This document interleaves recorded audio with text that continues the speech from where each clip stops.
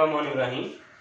Dear student, आज का हमारे पास एफएससी का जो हमारे पास टॉपिक है वो है assessment of total uncertainty in final result.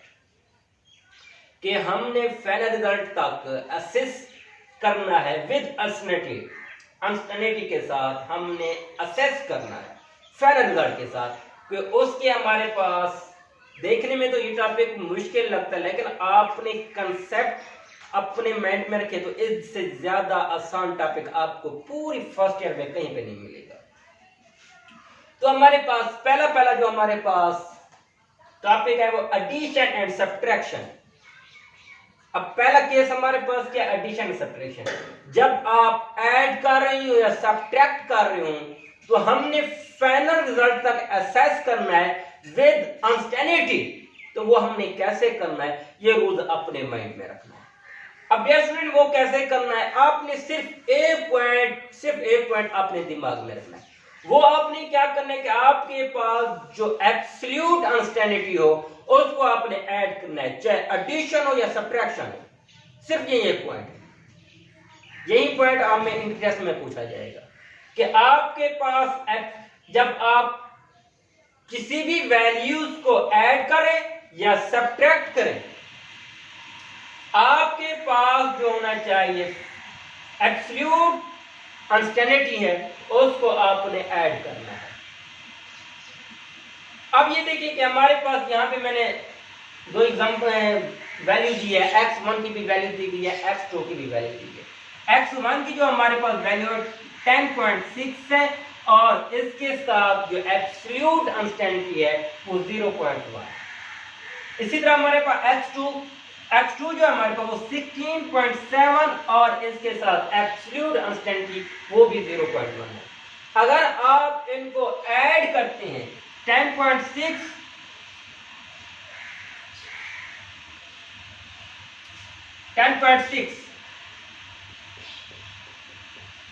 0.1 plus 16.7 plus मैंने 0.1।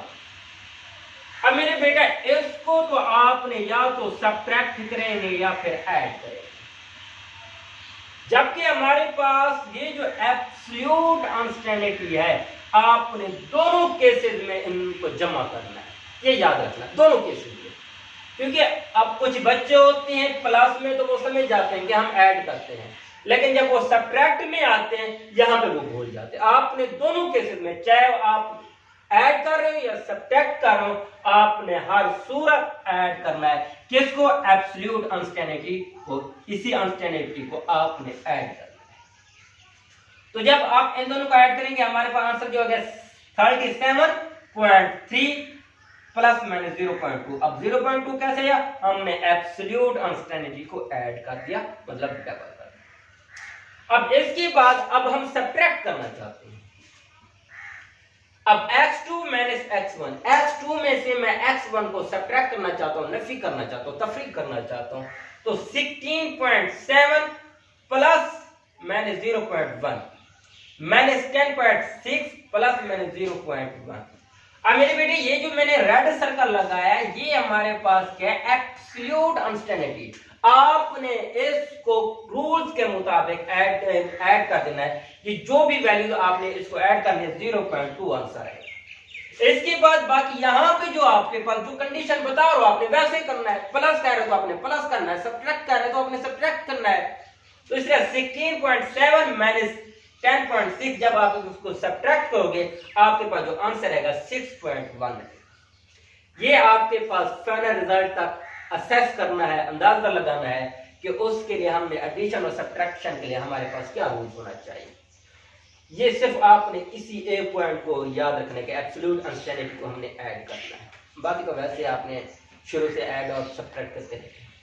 अब इसी तरह मल्टीप्लिकेशन एंड डिवीजन में, मल्टीप्लिकेशन एंड डिवीजन में आपने सिर्फ एक पॉइंट याद रखना है कि जब भी आप मल्टीप्लाई कर रहे हो या डिवाइड कर रहे हो आपने परसेंटेज ऑफ अनसर्टेनिटी को ऐड करना है।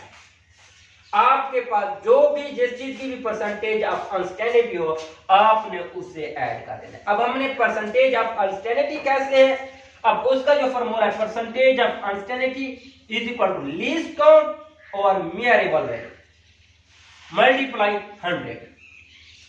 अगर आपको ये बात भी समझ नहीं है, आपने 6-7 में आपको इसी फॉर्मूले की भरपूर प्रैक्टिस की जाती है। फॉर एग्जांपल आपके पास आपने मैट्रिक में जो नंबर हासिल किए हैं वो 450 नंबर हासिल किए। नेक्स्ट पार्ट की बात करो, अब टोटल कितने हैं 505। अब 505 में आपने 450 नंबर हासिल किए, मैं कहता हूं इसकी मुझे परसेंटेज बताएं। तो डियर स्टूडेंट आप फौरन करेंगे 450 को 505 पर डिवाइड कर देंगे और 700 पर मल्टीप्लाई कर देंगे, आपके पास परसेंटेज में आंसर आ जाएगा। इसी तरह जब आप परसेंटेज ऑफ अनस्टेबिलिटी मालूम करेंगे तो आपके पास जो भी लीस्ट काउंट होगा उसको मेयरेबल वैल्यू पे कर देंगे डिवाइड और 7 मल्टीप्लाई कर देंगे 100 पे।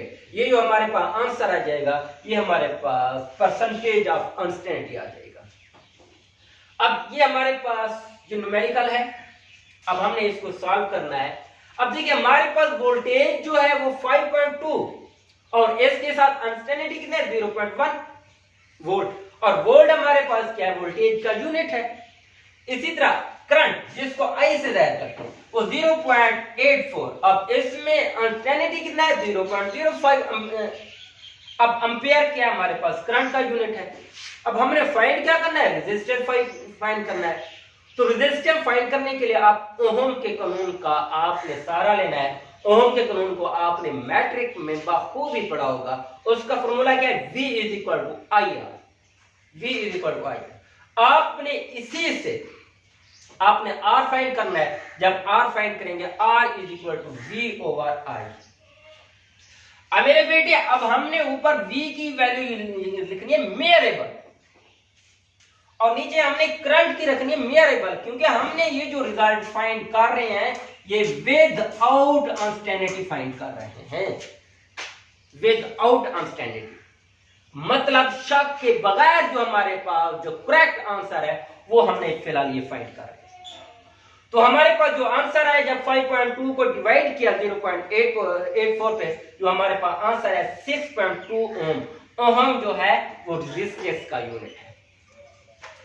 अब हमने क्या करना है कि देखें ये हमारे पास क्या हो रहा है ऐड हो रहे हैं, क्या हो रहे हैं सॉरी डिवाइड हो रहे हैं। जब ये डिवाइड हो रहे हैं तो आपने दो चीजों की परसेंटेज आपको हर सूरत आनी चाहिए जिसकी वैल्यू दी गई है।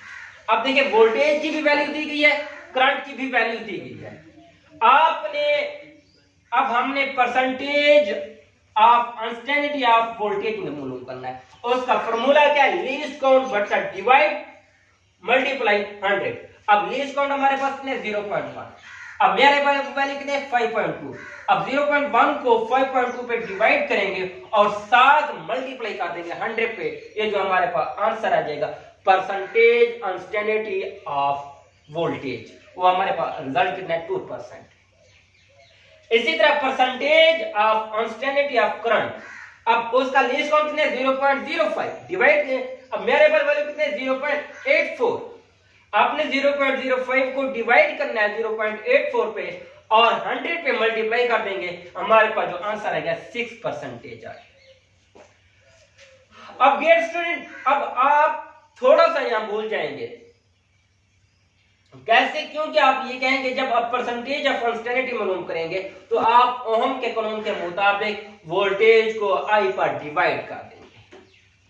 बेटा ये पॉइंट याद करना है, जब आप डिवाइड करेंगे तो आपने मेयरेबल वैल्यू को डिवाइड करना है। जब परसेंटेज ऑफ अनस्टेबिलिटी आ जाए आपने उसको ऐड करना है। जब आपने वोल्टेज की परसेंटेज और अनस्टेबिलिटी ऑफ करंट की परसेंटेज को आप उसमें ऐड करेंगे, जो हमारे पास फाइनल रिजल्ट आएगा वो percentage of unstability of resistance, वो रेजिस्टेंस की हमारे पास अनस्टेबिलिटी होगी किसमें परसेंटेज। अब 2 को ऐड करेंगे 6 पे तो हमारे पास आंसर क्या आएगा 8%। अब हमने फाइनल रिजल्ट मालूम करना है। फाइनल रिजल्ट में दो चीजें होती है, एक हमारे पास बिल्कुल एक्यूरेट और दूसरा पार्ट हमारे पास डाउट होता है जिसमें थोड़ा बहुत शक हो।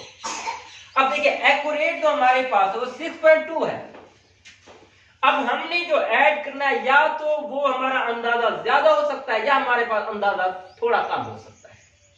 इसी तरह प्लस माइनस का साइन देंगे और परसेंटेज हमारे पास कितना आ गया, अनसर्टेनिटी को 8%। और 6 को अब लिखने का तरीका क्या है कि हमारे पास जो आपके पास फाइनल रिजल्ट है विदाउट अनसर्टेनिटी को उसको लिखते हैं, उसके बाद प्लस माइनस लिखें, प्लस माइनस हो गया।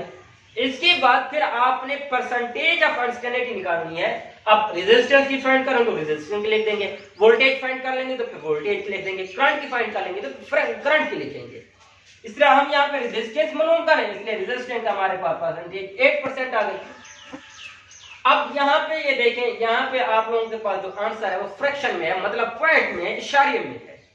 इसी तरह यहाँ पे भी आपके पास इशारे में आना चाहिए।